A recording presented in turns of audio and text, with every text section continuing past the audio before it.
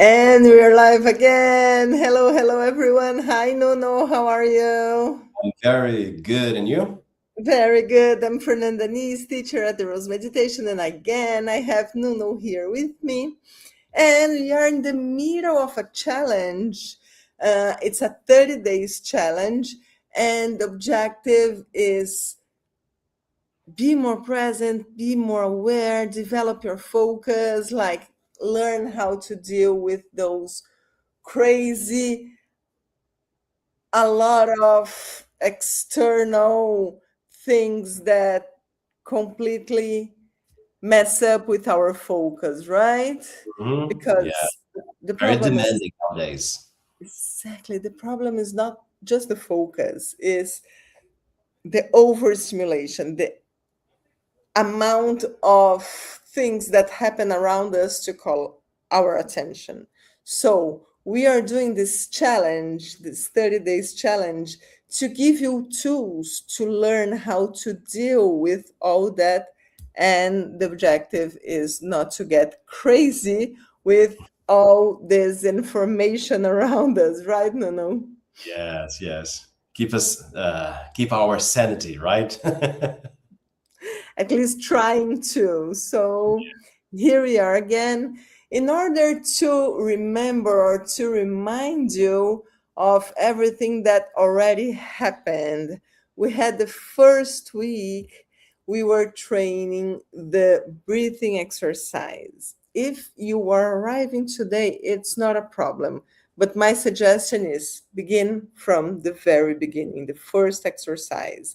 It doesn't matter if you are 2 weeks late. It's not a problem. It's not a competition. It's a personal commitment in order to get more focus, to have those tools to help you to thrive through those crazy days, right? hmm So, first week we were training some breathing exercise, and the objective of those breathing exercises it was to rebalance your body, rebalance your biology, train or quiet down your mental Instability. waves, stability in order to be more present. So you want to explain the exercise that we had the first 2 days, the first 2 weeks, no, no? Yes. So the first one that we shared, and that same exercise will be done for this first 7 days of the challenge. Mhm. It's box breathing. Box breathing became very popular, as you know, and is an exercise that you organize the breathing cycle in 4 moments to inhale, to hold your breath, to exhale, and to stay on an empty breath. And the duration of each one of these 4 phases is exactly the same. For example, 4, 4, 4, 4. But not only the rhythm is important, but also the way that you're breathing. So, breathing through your nose, breathe in a silent way. If you're new to breath work, use belly breathing or abdominal breathing. If you're more familiar with breath work, you do the complete breath with Mhm. that square rhythm. That occupied the first 7 days of our challenge, the first week. The second week, we shared last Friday on our YouTube and Instagram. It was an exercise of the abstraction of the senses. And we use mostly the hearing, which is always active, right? Your ears are Mhm. always open. So we did an exercise for a few minutes of listening to a metronome or kind of a clock, sounding the click of a clock in a constant rhythmic pace together with other sounds, with the intention of being extremely focused on the repetitive sound that you will notice that the volume of your metronome will go higher while the other sounds the volume will go lower. Mhm. That is what the training of abstraction of the senses of this style would do. You're going to raise the volume of the thing that you put your attention on, and you're going to lower the volume of all the others. Just to clarify, The volume is not objectively going up, it's just your perception.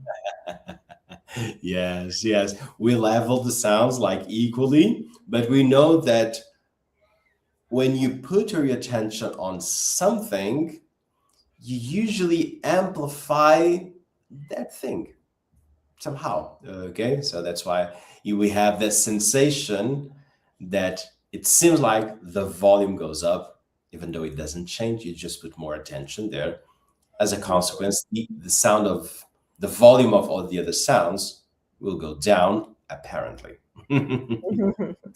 And we can understand why our brain is trained to pay attention to everything that happens around us. Like throughout human evolution, it was a really useful tool because if there's any kind of danger approaching, you can react in time. The earlier you notice this possible danger, the higher your chances to be able to deal with them. So we completely understand the use of this ability.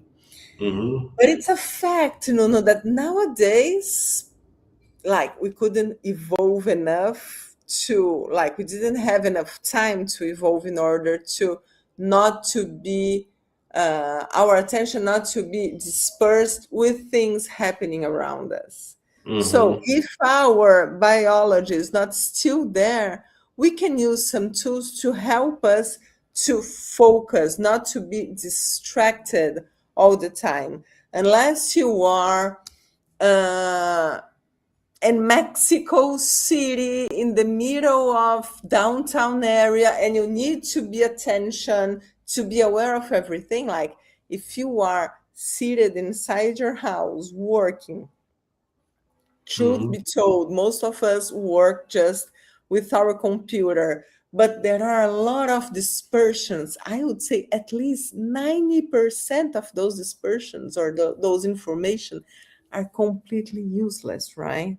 So if you train your brain to be aware of just what's important, of what you chose consciously previously, what you want to focus your attention for the next hour or 2 hours or whatever, you're going to be more effective. You're going to be able to do more things one at a time. Your Hmm. stress level is going down. I'm just explaining why we are doing this and how this is useful in our daily lives, Yeah, right? yeah. So if you are uh, if you have something to do, research, a preparation, an Excel sheet, or something like that, it's really useful to be able to focus. So, Hmm. this is one of the examples of the daily uses of those exercises. The same way we learn how to breathe in our classes, and when we go out, we are not worried. Okay, I'm going back to breathe the wrong way. No, if you learned, you are going to incorporate in your daily life. The Hmm. same thing with this focus exercise, this uh, senses abstraction exercise. So, firstly, the first days you are going to train it, the first thing to do is to close your eyes. Because if you close your eyes, you are not seeing a lot of things that are going to call your attention and bring Hmm. you dispersion, right? Yeah. You want to say something? No, no, no. Go ahead. Go ahead. Okay. So if you can close your eyes, you can notice that a lot of things just disappeared, calling your attention. But if in your, I'm going to give a personal example. I was doing something that really needed my attention this morning. So I decided, okay, no phone, no WhatsApp, no phone No. buzzing with any information because I really needed to be focused on what I was doing in order to do it the right way and not to take forever to do it. Hmm. Then I did it. But this is already exhausting, right? I worked for 2 hours and then I was like, Okay, I'm tired because I had to pay a lot of attention and I train this focus for 30 years now. So I'm pretty decent doing that. But there's one thing that's even more exhausting than that. That is trying to do that with your phone bleeping and messages here calling my attention and maybe the TV on and then someone talking to me, for example. That would be a mess. I would still be doing that task that I had to do, and probably there were going to be a lot of mistakes in that. Hmm. So if you need to do something that needs your attention, and if you are trained to do that, cool. Of course, if you can lock yourself in a room and don't get bothered by anyone personally or virtually, that's good. But let's be honest, it's not everyone's reality. No, even nowadays, it's in person and online. You have that kind of always available kind of Mm-hmm, default behavior, mm-hmm, which is very, very demanding and overwhelming for most of us, right? mm-hmm, mm-hmm, Just to complement, I think, as you said, you need to have both skills. Like if when you've mentioned about Mexico City, it is about, is it your safety uh, at risk. at risk? If it is, then you need to be fully aware. You need to like pay attention to everything. But if not, why are you still in that mode? It Mhm. doesn't make sense.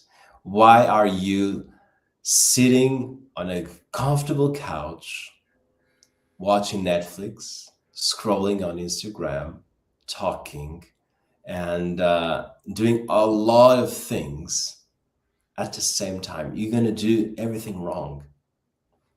Okay. And it is not about your safety in that sitting on your couch, not at all. Okay. So Yeah, it is something like the do not disturb on your hotel room, that sign.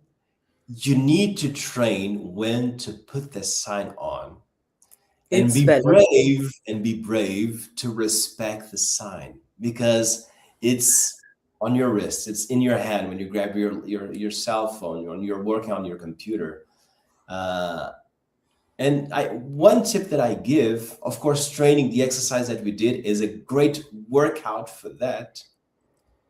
But when you sit to do a task, decide if you need full focus or you just need to be available for others, Mm-hmm, because you have tasks that you need to be available for others. mm-hmm, And that's mm-hmm, not wrong, and you should not blame yourself for doing that. Okay. But you need to decide, not have a default behavior, because if you have a default, I'm pretty sure it is always available, always online, always overwhelmed, and that's not sustainable. And then when you need focus, you can't. It seems like you're trying to focus, but then you open Instagram. mm-hmm. Why? You need Yeah, focus. You were grabbing the phone to put it in silent mode, in airplane mode. And why did you open your Instagram? The big question is why? And it's your default thumb that clicks. It was yeah, just on flight mode, for example. yeah, So one of the biggest suggestions that I give is when you start a task, decide the level of how available you can be. Okay. yes. And then uh, keep straight. And so do what you meant. Okay. Mm-hmm, It means I'm not available for 1 hour. You're not available for the next hour, and respect mm-hmm, that. Okay. mm-hmm. Yeah, I think yeah, of that's a course. great tip to give to people that feel overwhelmed all the time because of this. And training, of course. Mhm. Yeah. And I was thinking about people that we mentor and we share a lot because we change experiences. Those people that are more available are usually those people that don't they are not able to finish their tasks because they are available all the time, and everyone is thinking about their own demands, Yeah. so they're going to call the others. If I'm doing someone else's task, I'm not going to be able to do mine. And Hmm. usually people that put those limits in a nice way, it doesn't have to be rude, it can be nice, but if you put limits, look, I need those. Most of us, of course, I'm sure that there are people that be uh, cannot be available 7 or 8 hours a day. For example, heart surgeon, a brain surgeon. This person has to be focused for longer. But most of We us hope that, so. sorry, We hope so. we hope so. They are not in Instagram. But most of us, we need 1, 2 hours a day of Absolutely. focus, Yeah. non-negotiable focus, and the other hours you can be available. So Hmm. if you manage that, it's just like a matter of to decide if you can do that, your life is going to be easier, you're going to do your tasks more efficiently, so you are going to be available to help or to orient others for longer. So it's Hmm. just a matter of organization. Yeah. Yeah. Sometimes we don't do that because we don't know that we can. It's one of the first things that I talk to people that I mentor. Put Hmm. those limits, have those times to do just those tasks. Understand what time of your life of your day you are more available or more focused or more aware, and that's it, boom. But if you train this kind of exercise every day or 4 times a week or 2 times a week, is better than nothing. Yeah. So start doing that. Those senses abstraction exercises, they help a lot and they keep our brain at the same time active but not overwhelmed. Hmm. So the Yeah. earlier you start that, the better. Hmm. Can we give, I think, a few other examples? Of course. Not to make it too, never too personal, but when you are in a restaurant, for example, and you have a great waitress, for example, and it seems it's reading your mind. A good waitress is probably very available for the intention of the customers. Mm-hmm. So that person is with it is focused on being available, on reading the room, reading, and you are having multiple communications, like if the person is enjoying or not, if they're missing a napkin, if whatever it's needed, they want the check to pay, or they are just entering. Oh, you give the menu in the wrong language. You can see so many things, and they are fully aware there in that moment. So they are focused, but with that openness to multiple communication. Okay. It is exhausting. If you did that once in your life, at least, you know how exhausting it is. Sometimes you just want to turn your back at the customers because you're tired of being, hey, hey, hey, hey. Okay. See? So imagine that you live your life with that job, but your customers are the tabs on your browser, the number of apps open on your phone, and everything else. It is exhausting. Okay, but if you have the job of doing that, you can do it for a period of time, and that's it. Then it is overwhelming. Okay, another great example of this different kinds of focus is when you live in a city that is highly productive, like New York, and then you have the tourists. It's And so hard. you have the tourists, right? So you have like people that want to go from like the train station to their work, to their office in a straight line. And then you have the tourists just mesmerized with the city. And asking, please, can you take a picture of me? You, It you can, makes me my heartbeat just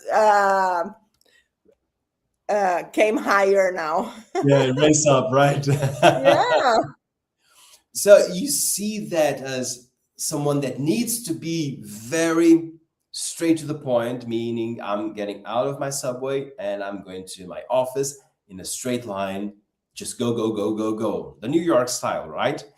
But then New York is amazing. And then you have people wandering around, getting like on the way. And it's a crash, right? You yeah, remember Brooklyn Bridge when we oh have the yeah, bike lanes together with the pathway, yeah. No, they solved that. how many people will just go to the bike lane over like getting at risk for an accident? Mm-hmm. Just Mm-hmm. they want to take a picture. Yeah. You see that kind of these two opposites in the same room, how difficult it is. In the So I same also bridge is even worse. yeah, and dangerous. So it is very important to see how it is a kind of a mindset thing that, okay, I need to be at home, I need to be at work, I need to go to the groceries, I need to go to AT&T, I need to go to the bank, whatever. And the New York style is go, go, go. The shortest is the most efficient way of going. Yeah. Okay. And then you crash with the mind wandering of the tourists, right? So the thing is, you need to go on both sides because when you're traveling, probably you're going to mind wander. You're going to look, oh, how beautiful this is, and probably going to be on the way of someone that needs to get home. Yeah. Yeah. And Of focus course. to get home. But then when you are working on your work days, you want to get home straight. And so the thing is, you need to have both. You Hmm. cannot only have one. If it is one, it probably will be the mind wandering 24/7, and that's not sustainable. So Yeah. you need to get to have this switch. Decide, I'm going to do a task, needs full of focus, flight mode, and stick with the flight mode and do your thing. Okay, finish. Now I can socialize, turn off flight mode. I can talk. I need to collect feedback. I need to talk with somebody because I'm here for 2 hours doing this spreadsheet. I need human Socialize. being. And then you go to that other mode. So there's no villains here unless you have just one character, which is always available, always mind wandering, and that's not good. Okay. Truth, truth. Okay. Yeah. And there is this book that we always use as a reference, Professor De Rose's book, Yoga Treatise. It's a really complete book. And in that book, he cites Ramakrishna, that was a yoga teacher. And he was comparing, imagine, he was living, I would say, in Rishikesh a long time ago, and he was comparing our minds to a monkey, because if you've been to Rishikesh, you know that there are a lot of monkeys there, Hmm. but not just a monkey, a drunk monkey. Beyond that, a drunk monkey that was bitten by a scorpion, so it's poisoned. Beyond that, in another layer, someone just put fire on his tail. This is the comparison that Ramakrishna used to our minds. But Hmm. we are talking about a long time in a village in the Himalayas 100 years ago. Yeah. Can you imagine how he would describe our minds today? Probably this monkey would be in Tokyo, Yeah. right? Maybe with a headphone, with an electronic music, something like that. And this is our mind. The nature of our mind is dispersive because it's what brought us here. It guaranteed our survivor. But Mhm. from now on, we have to go to another level in order to survive and to keep evolving. Yeah. So those exercises that we do, they're going to help you to thrive through all those nowadays challenges. So tomorrow we are going to record our next step in our challenge. Yeah. The third one. The third one. And we want to hear from you. Give us your feedback. If you didn't start yet, start from the first step. Send us a message. If you don't know what I'm talking about, but you want to start, call us, send us message here, Instagram, WhatsApp, anything, anything. Get in touch with us. It's going to be a pleasure to help you through this beautiful path to awaken your mind, to be more effective, to have more focus, to decide what's important and Mhm. what's not important, Great. Great. right? Yeah. And have a mindful week. See you next week. See And you tomorrow next week. we're going to have the challenge. Yes. See you then. Bye bye.